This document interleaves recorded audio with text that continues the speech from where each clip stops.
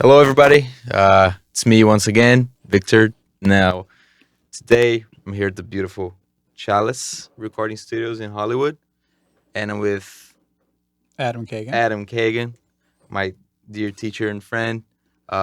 He's been my teacher since I think my first quarter at MI, and this is my last week in LA, so it's good to cap it off with him. That was in 2004. And I'm gonna read a little bit about Adam, then he can talk a little bit about himself. But anyway, he has over 20 years' experience as a recording engineer, mixer, and producer in the Los Angeles music scene. Adam has worked with Kanye West, Elton John, Gladys Knight, and Cee-Lo Green, as well as many Grammy-nominated projects, gold or platinum records, feature films, and TV shows. He's also a contributing writer for Tape Pop magazine and is currently developing software plugins and audio and studio microphones. Adam, thank you so much for being here today My pleasure. and for receiving me in this beautiful place. So yeah, talk a little bit about you. I don't even know your backstory that much because you don't really tell it to the students, but My story. So I grew up in Chicago. hmm I played in bands growing up, and I went to school at University of Miami in Florida for music engineering, which was a combination. At the time, it was a new program. This was like the late 80s, early 90s. And it was a combination of music, performance, and composition and theory, music business, electrical engineering, and acoustics. So sort of acoustics and architecture of hmm acoustics. And it was a 4-year program there. And then I went back to Chicago and worked on a bunch of records. I wound up running into a friend who I went to high school with after I finished college, who I played in bands with during high school, and he had just gotten a record deal. mm So he had funding, and we built a studio in the city in Chicago together. And so right out of school, basically, we built this little. It was like a 16-track analog and a lot of digital gear. So we had like literally 30 or 40 analog synths and a console and a 16-track tape machine. But we bought Pro Tools. This was in 1991. Bought the first version of Pro Tools and a piece of software called Studio Vision, which was like Logic at the hmm time. And so we had a small studio in a high-rise building in downtown Chicago, like a proper studio with a control room and a vocal booth and everything. And we worked on records there for a year or two. And then we signed a deal with a record company in Chicago called ID Records, which was like a dance label. That's cool. And they were doing like Michael Jackson remixes and In Excess and Bananarama, like a lot of top hmm dance remixes. And they wanted to get more into original music. So we became like in-house producers for this label. And we worked with them for maybe 2 years and then had an opportunity to move to LA to produce an artist who we'd met through other connections. So hmm we moved out to LA and started working on records here. That's cool. That was in 94. And you stay here ever since. I've been here ever since. So when you started gravitating more towards engineering and recording. For the first, we were a production company. So my partner was more of a songwriter. hmm And then we would together produce the tracks, and he mostly wrote the music and lyrics to start, and then we would finish the tracks together. So kind of the way like Pharrell and the Neptunes work, mm like Yeah. that kind of thing. And we started writing and producing for other artists. Like for our first projects we came out here to work with an artist named Robbie Neville, who's a singer, songwriter, producer himself. And we worked on a record with him as soon as we got to LA. And then within a couple days of being in LA, we met this artist and got a record deal with A&M for him. And it hmm was literally through meeting an A&R guy at the gym who worked for A&M Studios and A&M Records. And he loved this artist. We signed a deal like literally the day that we met this A&R guy. We drove in our gym clothes to meet with the president of the record label, played him the record. The next day, like had contracts for this It's really artist. cool. And so we did this record on that particular artist.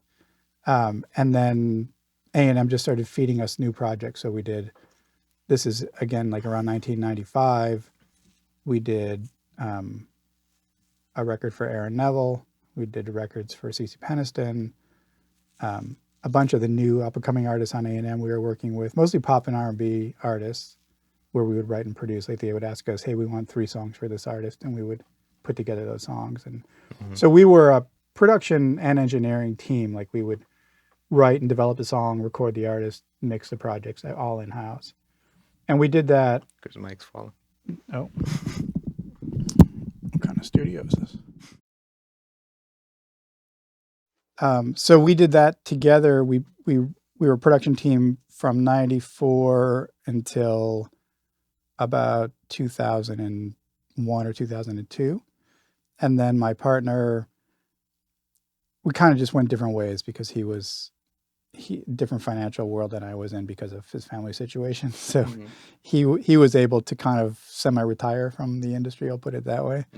And I started, this was around, just to give you a little history of the music business, around 2001, after 9/11 happened, that kind of turned the record industry upside down. And a lot of people put it on Napster with stealing records and stuff. But it was really, in my opinion, it was the New York record industry shutting down. Like all the industry was done in New York and all the creative work was done here in LA. And it felt like, to me, like all the New York offices shut down the whole year after 9/11. So no new records were being made that year. And for me, I realized that I could make a lot more money easily as mixing and mastering rather than spending 2 or 3 weeks or a month producing one song. I could mix a song every day.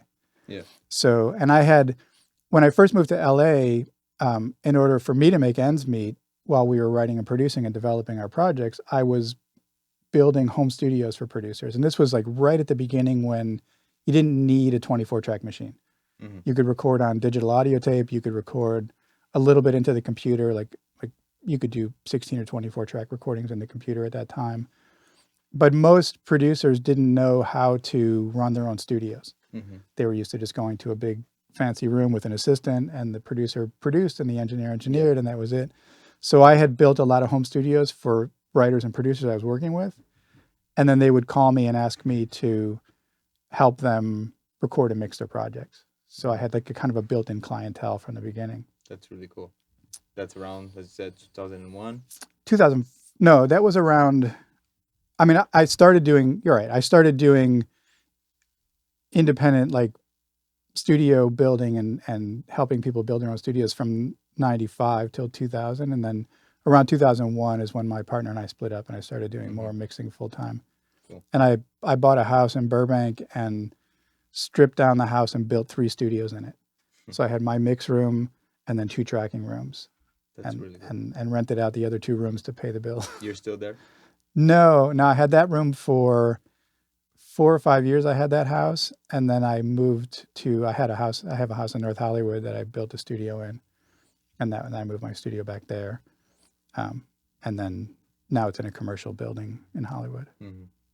So it's really nice to hear that story, because to me, my experience being a student, being Adam's students, like everything that I thought that I knew, I discovered that I didn't really know, and discovered like another side to acoustics and mixing, and like the knowledge that this guy has is like beyond anyone I know. And it's for me, this interview / podcast is my way of trying to give people a little bit of that experience of being with you in a room. So like, donate, subscribe.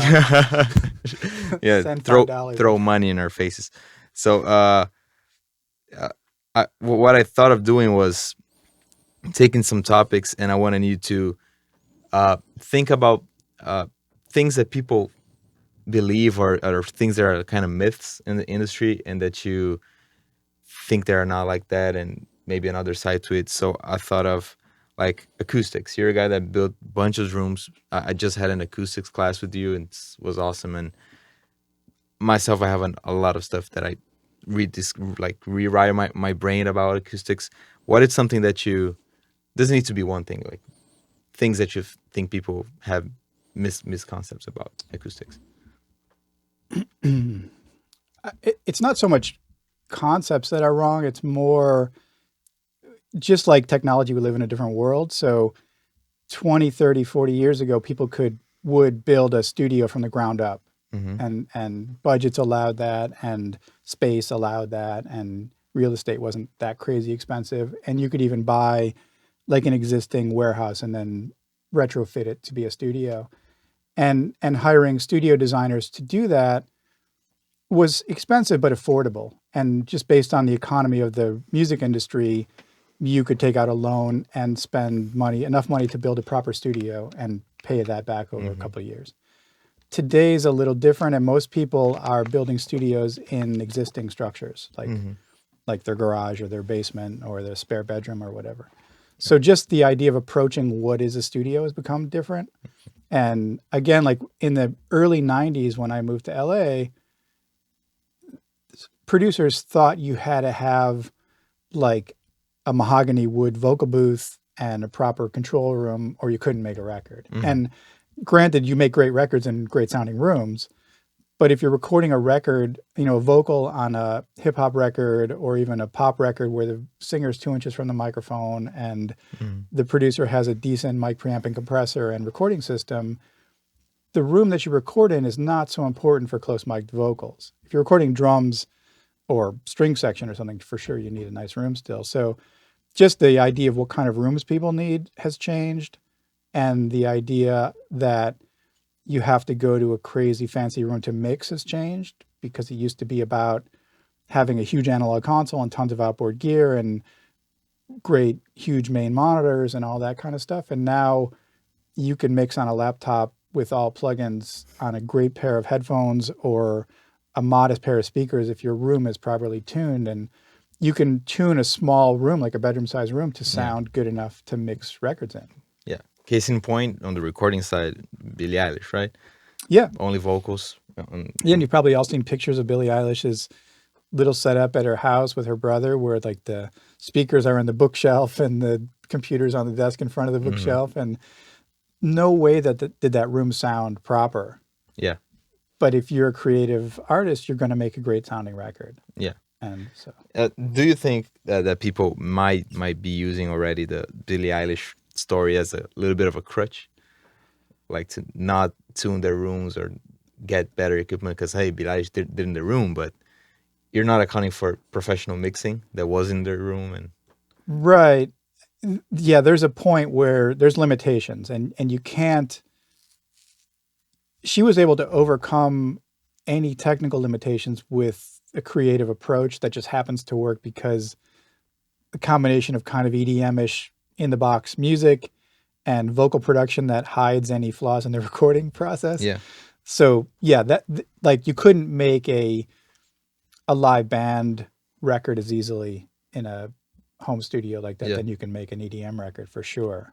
So it has, some of it has to do with the style, and you can't make excuses and go, well, she did that, so I'm going to do that. Like, definitely try it, but be aware of the limitations. And if you like, I get records to mix a lot, and I'll hear something like a common major problem would be like, I'll get a record to mix and I'll say to the producer, it sounds like the singer was on the wrong side of the microphone. And either literally they had the microphone turned the wrong way, or they were like recording in a closet at home that had no treatment, and the reverb in that small room is louder than the vocal because of the size and shape of the room. And they would say like, well, I heard, Justin Bieber recorded on the road in the hotel rooms. Yeah, he did, but he also brought with a dozen moving blankets and stands and hangers for his blankets and proper microphone, and paid attention to his recording technique, and there was an engineer in the room who paid attention to the sound that they were getting. Yeah. So you can, records since the days of Les Paul recorded records at home. A lot of the jazz records, Rudy Van Gelder records, were recorded in his parents' living room. Yeah. Right. So there's always been records made at home. All the Boston records were made in Tom Scholl's basement. Right. It's not, you don't need a $1 million studio, but you need to pay attention to what you're recording. Yeah. You need a professional in between, like, yeah, exactly, to close the gap between. Exactly. Yeah. Like, what makes a great performance? The musician, not the instrument. And that's how it is in recording as well. Yes. I want to ask you, like, analog or digital, but this is a really broad question. So I want to ask, like, people have taken that discussion and really, like, okay, we can live with both. So analog to record, digital to mix. But do you think with more and more like digital mic pre's and digital mics are coming along, do you think even that gap is closing, or still to record analog is king? Well, every acoustic source starts as analog, right? So every vocal, acoustic guitar, electric guitar, bass, you're going to record a source either with a microphone or some kind of analog interface for getting the guitar, bass, or whatever into the computer. Yeah. I've never been a fan of tape recording, of analog tape. I have tape machines and I've used tape machines. I'm not a fan just because you don't necessarily get what you give on analog tape. Um, I think historically there's been a misunderstanding of digital in that when people switched from analog to digital gear might not have sounded great at the time, but it sounded really good. But they were using the same tools they recorded to analog. So Mm.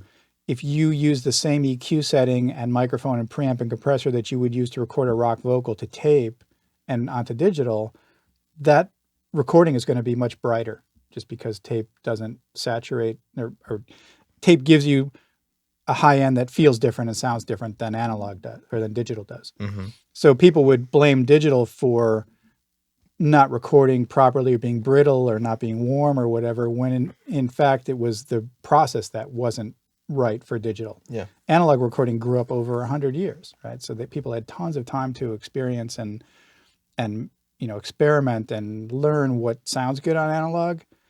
But then when they switched to digital, they didn't spend the time to develop those same tools and techniques. Mm-hmm. Now we're at a point where tools and techniques are there and available and optimized for digital recording. So I think digital recording, there's no fault in digital recording. If you're inspired by analog recording, and again, I'm talking more about tape and analog consoles and that kind of stuff, by all means do it. There are limitations. If I was producing dubstep or EDM, analog colorations are not appropriate. But if you're producing, Mm-hmm. grunge rock or, some acoustic material, it might be appropriate for that. So I think there's Yeah. a place for both. Um, I think the colorations of microphones and preamps and compressors are so well understood and so flexible and there's so many options that it's hard to get away from that. Mm-hmm. And you mentioned digital microphones. I don't think digital microphones, I guess like a USB microphone could be considered a digital microphone, but really it's an analog microphone with a digital converter built into the microphone. Mm-hmm. And those have just operational limitations, like you can't plug 4 USB mics into a computer. Yeah. And the same with Neumann tried their D series digital microphones where they have each microphone had a digital, like an AES digital output. Mm-hmm. Same thing, you can't clock 9 microphones and have a digital converter without doing sample rate conversion and kind of tricky digital stuff to record that stuff. So I don't think the need for that has been met by the technology yet. Mm-hmm. I think maybe with Dante and some of the IP audio formats, maybe like I could see Neumann maybe coming out with like a set of remote mic pre's for classical recording where the mic pre's sit on the stage, you plug the mics in, and then it goes digitally right to, Ethernet and goes to the control room from there. So Mm-hmm. converting the signal to digital earlier in the signal path might be better, but I don't know that we're in a hurry to get to like digital microphones. Yeah. And mixing wise, you think plugins are like, is there still a sound gap that, like, oh, you can't get that sound? They're different for sure. Mm-hmm. I don't care. Like Not different enough for you to care. depending on what I'm doing, I'll say that. Like I have some analog gear I really like, but just like a plugin, like I'll try putting a Pultec on a vocal or guitar, and 5 times out of 10 it's great. 5 times out of 10 I don't like it, and the plugin sounds better. But Mm. then again, 5 times out of 10 that I try the first compressor plugin I put on a vocal, I decide I don't want to use either. Mm-hmm. So it's the same chase of finding the tone shaping.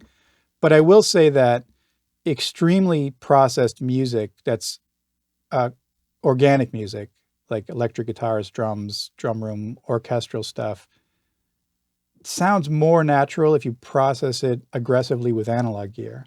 Hmm. So if I had a drum room mic that I wanted to smash with a 1176 compressor, the hardware compressor does something nicer than the plugin does. Hmm. But the efficiency of the plugin and the 95% accuracy of the plugin outweighs the Yeah. sonics a lot of times. And do you still think that, like like you said, when you're smashing something with a 76, it in the plugin world, is it better to do like two plugins or maybe even three, doing a little bit instead of just one smashing it? Usually, I would recommend don't make any plugin do too much heavy lifting. So if on a vocal you wanted to get that really just stunned, compressed vocal sound, Hmm. try putting 2 or 3 compressors in a row, each doing 5 dB of compression rather than one doing 20 dB of compression. Yeah. Sometimes that one doing 20 dB of compression in the plugin world works, and it's getting closer. I think the better and better the plugins get. But again, like I was comparing API's new FET compressor to some of my plugins recently, and on drum room mic, the hardware FET compressor, I could get that like Zeppelin exploding drum room sound Hmm. without losing harmonics on the drum set, Yeah. where the plugins sounded like an exploding room sound, but the harmonic series kind of disappeared and we Hmm. lost a little bit. So, would you know at the end of the day in the final mix? Probably not, but if you had them side by side, you would hear a difference. Hmm. So again, if that 1 or 2% inspires you, then stick with analog for the heavy lifting. Hmm. If it's about mixing a song a day or mastering an album a day or producing a song a week, analog gear is hard to use because of Yeah. the slowness of it. Yeah. And I mean, as each day goes by, the pace of the industry gets faster, like because we're always closer to each other, always on our phones. So getting around with an analog workflow, it's getting different, getting difficult by the day, right? Like way more hard. It is, and I guess the hope for the future is that bandwidth has gotten so big now that companies can stream high resolution audio. So uncompressed wave files, lossless FLAC files like on Tidal and streaming services. So maybe the appreciation of higher quality audio will come back. Hmm. And then the value of spending more time to create it will come back as well. Yeah. Maybe. Do you think we're going too fast? I don't think we're going too fast. I think like when I switched from going to studios to record vocals where it would take 10 hours to record a lead vocal because of just punching in an analog tape and rewinding analog tape took so much time. When I switched to go to digital, the first thought is, wow, we can record the same vocal in 2 hours rather than 8 hours just because of the speed of running the tape back and forth. The next thought was, well, maybe that 15 seconds of rewind time every time I want to punch in a word on the singer gives the singer more time to analyze and relax Hmm. and think about what they're doing. So maybe the art is improved. Hmm. But I would say that probably more important is to get the ideas out as quickly as possible. Like I probably said this in your class a million times, like time is our enemy. And the longer it takes you to finish something creatively because of slow workflow, the more likely you are to lose your place and your flow. So working fast is important, and Yeah. digital allows us to do that. Hmm. So I think the people who grew up only working analog, like the Lord Alges and Dave Pensato and Manny Marroquin and all of our heroes, they were fast on analog. And that transition to digital was painful because from going from an analog console to using a mouse, for them was a whole different paradigm and different workflow. For those of us who grew up with a mouse in our hand, that's not unnatural, and that seems like the faster workflow. Hmm. So I think that speed is ultimately what matters and not the tool that you use to get there. Yeah. Yeah. Um, I have a question here from someone that sent me this. Um, what's your opinion on plugins and software that emulate rooms on headphones? Like I know Can Opener, and I know the Chris Lord-Alge new one. Okay, so Can Opener emulates the effect of listening to speakers on headphones. Mm. The Slate and Waves make plugins that emulate listening to a specific pair of speakers in a specific room. Mm-hmm. I don't think that works. I think that it's interesting to listen to that. But if I said to you, here's a set of Odyssey planar magnetic headphones, which are, $1,500 headphones that have been engineered to sound a certain way. Mm-hmm.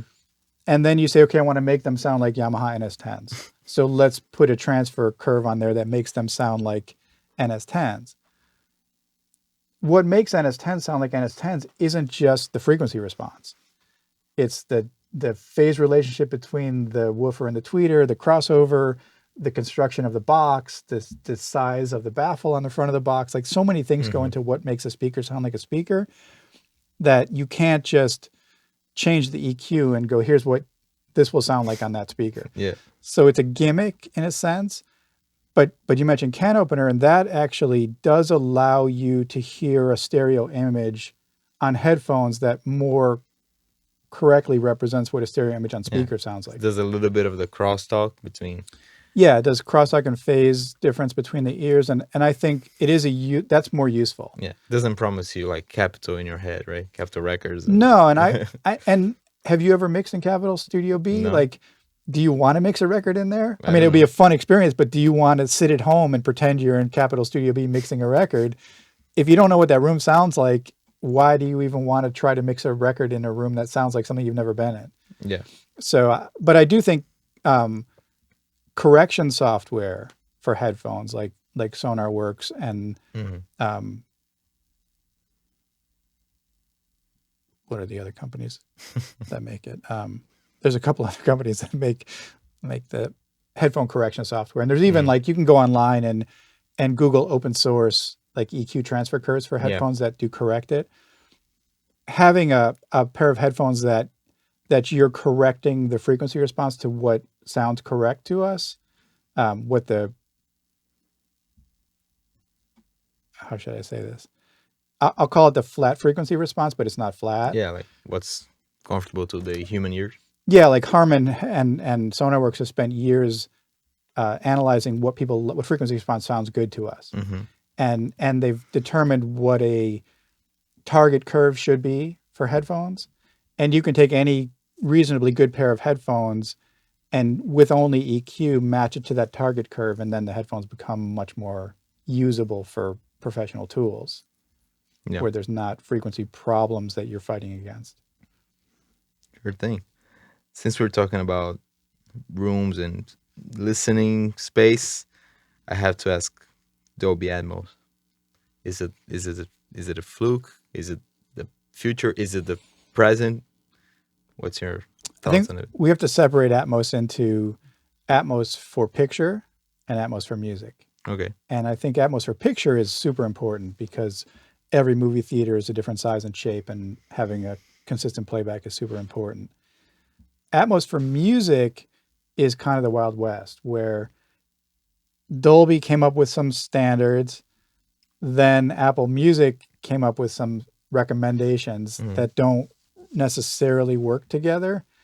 And then the software companies like Logic treats Atmos in a specific way and uses the same terminology that Dolby and Apple use in different ways. So the word like immersive means something different to Dolby Atmos for picture versus Dolby Atmos for music versus what Logic just calls immersive. So the definitions of what is surround or Atmos or immersive or whatever you want to call it is not defined well enough yet. And I think playback systems are the bigger problem. How many people are going to have a properly tuned Atmos system in a listening room at home or in their car? Car might even be easier because a car, at least the speakers aren't going to move around. You position the speakers and they're set. So if you buy a Lexus with surround, it sounds great. But other cars, aftermarket systems are not going to be able to do, 7.1.4 or whatever Atmos needs. And I think until Atmos is defined for headphones in a really concrete way, it's not that important. The other side of it is a creative issue, which is how many people are creating music that's meant to be listened to surround. If you're creating a typical song is mixed and produced for stereo playback. You have a phantom center image where the singer floats in between the speakers. Mm-hmm. You've got your rhythm guitars stacked up on the left and right sides. If you take those stacked rhythm guitars on the left and right sides and spread them out around the room, it doesn't sound like a stacked electric guitar anymore. It sounds like 8 electric guitars. Yeah, you have to produce thinking this is gonna be Atmos at the end. Exactly. So when an artist sits in their room writing a song and goes, I want this sound to come from there, and I want this sound to come from there, and I want this kind of atmosphere, and then we've created a new interesting Mm-hmm. use, but we're not there yet. Yeah, because about the playback thing, I heard people saying, but you don't need a system. Like your phone's gonna play Atmos. But I really don't understand. Like, so what? Do I feel Atmos when it's playing from my phone? There is some simulated surround that can be played from 2-channel speakers or headphones. I don't know that that represents real Atmos because Atmos places objects in the environment around you. Your headphones don't really do that. At least current headphones don't do that. Mm-hmm. And the phone has a way to convert Atmos to something that sounds more immersive on your headphones than stereo, Mm-hmm. but it's not true 360-degree pinpoint location. So I don't know. We're growing in there, and I think we're probably a few years away at least from that becoming a standard or dying the way 5.1 is 7.1. Do you think that right now it may be a little bit overhyped? It's 100% overhyped. Mm-hmm. And I think the biggest problem, and this is just a music industry problem, is Apple saying we want to convert our whole library to Atmos as soon as possible. Mm-hmm. And they're sending, studios and mix engineers 10, 20 songs a week, stems of 10 or 20 mixes, and saying, convert this to Atmos. Songs that weren't produced for Atmos, where the original producer and engineer and artist and record company are not involved in the creation of the Atmos version. And all they're doing is creating an ambience in addition to the original stereo mix, but they don't even have the original stereo mix perfect to begin with, Mm-hmm. because they're just getting stems of a mix session that they have to kind of recreate. And the engineers that I know who are doing this are doing 2 or 3 songs a day. So they're not spending time to create something that they're creating a technical specification, not an artistic creation. So like if you have the money to do a mixing setup for Dolby Atmos, there's good money to be made there because Apple may send you like 20 songs a week, but I think for a service provider, there might be a really lucrative couple of years in this of converting mm-hmm. songs to Atmos. And I know like Capitol Records has been doing like some of the Miles Davis reissues for Atmos, where they are going in with an engineer and producer that are hired by the label to recreate something that's respectful of the original recording, but also works as an immersive recording. Mm-hmm. The same way they've been doing like Beatles remixes for years whenever new technology comes out. And that's an important thing to do, I think, to represent. Since we have the original version, we can always go back to that. So if you said, like, I don't like Sgt. Pepper's in surround, fine. We have the original mono recording. We can always go back to that. So if you want that experience, that experience is there. Now here's a new experience. And as long as they treat Atmos as an alternate experience for records that weren't produced that way, then it's fair to the artist and the producer. But if they just say, like, this is a better version because it's Atmos, it's not a better version. It's just a different version. Yeah, just a little more open and stuff flying around. And I think if I was an artist or even producing a record for an artist, I would probably put some limitations on what the record company could do without my input. Mm-hmm. Like if they wanted to create alternate versions in the future, I would want to be involved in that to make sure that the integrity of the project is maintained. Yeah. Yeah. Because otherwise you're just remixing something, and if the Beatles, like, I mean, Paul is alive. You're gonna call Paul and Ringo and sitting down to decide where stuff is gonna fly around. Yeah, exactly. You go to a restaurant and they make a chef salad at the table in front of you, and then they take all the lettuce out and put it on one plate, and all the anchovies and put it on another plate, and go, here, now you put it back together. Okay, I think we're heading towards the end here. It's been a while, so 2 more to close it out. How important it really is to, like, the conversion A to D, DDA, because sometimes it gets hyped, like Oh, the converter is the freaking difference. It's Is it super really? important Yeah. for sure. Mm-hmm. That said, I think any converter made in the last 5 years to a decade is amazing. Everyone. Yeah, yeah, and even I'll say the same thing. Whereas 5 or 6 years ago, I would say that you have to be careful of inexpensive mic pre's, especially like in inexpensive interfaces. If you buy $100 interface, don't use the mic pre at high gain. Don't use it at low gain. Try to keep it in the middle and Mm-hmm. don't stress it. Technology has gotten to a place now where electronic design has overcome some of those problems. And a lot of the preamp chips that are in interfaces, even in really inexpensive interfaces, they don't get noisier at high gain. They don't get more distortion at high gain. Mm-hmm. They actually perform really well. Not that they're fantastic sounding ever, Yeah. but they're good sounding all the time. Converters, on the other hand, there's only a few companies that make well respected A to D and D to A chips. And Mm-hmm. those chips are used in every device. And then it becomes the esoteric improvements of better power supplies, better power regulation, better noise isolation with construction techniques Mm-hmm. and those kind of things. But as far as like you don't need an amazing low pass filter to do low sample rate recordings anymore because the chip takes care of that for you. Mm-hmm. You don't need a $5,000 clock because the chip takes care of that for you. Like there's so many things now Mm-hmm. that are good where I would say even the entry level A to D converters are better than some of the pro A to D converters from 20 years ago, 30 years ago. Mm-hmm.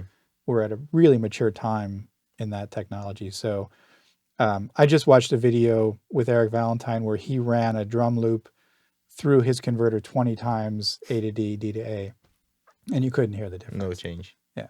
Yeah.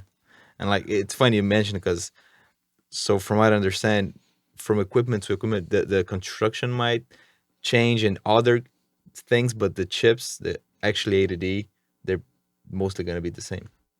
Mostly. Yeah. Yeah. And there's a price difference at the very highest end. Mm-hmm. You know, it's just like anything with any manufacturing, you get to 98% quality at a certain price point, and then to get that extra 2% is Yeah. 10 times the price. So the difference between $100 interface and $1,000 interface is pretty small. The Mm-hmm. difference between $1,000 interface and a $3,000 interface might be pretty small. When you get to those $5,000 to $10,000 interfaces, there is that Yeah. 2 to 5% improvement that some people feel like is super important. Mm-hmm. Yeah, Some I feel people, like speakers is works in a similar fashion that when you're in that price range, like lower price range, it's almost kind of the same. But when you jump to a higher one, that's the big change. And when you get to like the high roller stuff, then it's like super expensive speakers, and it's more of a taste thing. They're gonna be good and right, well built, but right, just right. a matter of liking it. Yeah. Yeah, I think speakers is a good example where below a certain price point you can't overcome just build quality problems. Mm-hmm. And then once you overcome that, everything is really good. And then when you get above that, you start getting into esoteric changes that are taste and the minute differences that Yeah. are the 1% kind of thing. So yeah, that's where we are with digital. I think that don't be afraid of anything that you have. Anything that you could buy at your local guitar shop is really good, Yeah. Yeah. and respectable. Mm-hmm. So there's always a good point to start. There's no excuse to not start. Right, right, Yeah. right. Don't think because you have a $200 interface you can't compete, because you can, Mm-hmm. for sure. That's coming from someone that knows. We're a chalice. It's a big ass studio. Believe me, there's sessions going on right now for sure, that are using a Focusrite Scarlett Yeah. as their main interface. Yeah. We just went to the room with a lot of old gear, Rolling Stone used compressors and EQs and pre's, and I just looked at a Focusrite and just kidding. I said like, this is the one, and he said, well, it's the most used. Like a lot of Our people. Focusrite Scarletts get daily use. Okay, Adam, thank you so much for this. Let's close it out with the following: if you could only mix a song using 5 plugins, which ones would you? Not 5 total plugins on the session, like 5 different ones. Wow. Do I have to give brand names? Not if, yeah, sure. You don't have to. Okay, I would say your stock DAW EQ is fine for 99% of what you do, or 90% of what you do. Mhm. Um, your stock DAW reverb is totally usable and effective for 99% of what you do. I happen to think that Plugin Alliance right now is probably making some of the best plugins. And I'd like a lot of their plugins. I can't say, it's hard to say for me because I mix different kind of music every day. Mm-hmm. So I would Pop say record. the ones I can't live without, compressors, I'm happy with almost any compressor. So I won't even give you a name or model of a compressor because they're all great. Stock EQ, stock reverb, Logic, Pro Tools, Ableton, whatever, they're fine. Stereo bus processing, I think, is really important. And I would say the Sonox stereo bus processing, like the Sonox limiter, Sonox inflator, those are super important to me. The final maximizer is really important. And I think the best ones right now are the FabFilter Pro L, Isotope Ozone 9, and the Plugin Alliance BX True Peak limiter. Cool. That's awesome. It's nice to hear, like, stock EQ, compressor reverb is fine. It's more of the final stuff that you care more about. Yeah. Yeah, and maybe not the stock compressors because I'm not a huge fan of at least Pro Tools stock compressors are not that great for music. A Logic stock compressor is super flexible Yeah. and does a million things. So yeah. Cool. Awesome. Adam, is there anywhere people can find you if they want? Best place to find me is www.mixer.ninja. Mixer.ninja? That's a cool name. Adam, thank you so much again for having me here, My pleasure. showing me around and talking to me for so long. Yeah, you all guys like, subscribe, all that stuff that I don't really know anymore how many buttons are there for you to press, but press the good ones, avoid the bad ones, and thank you so much.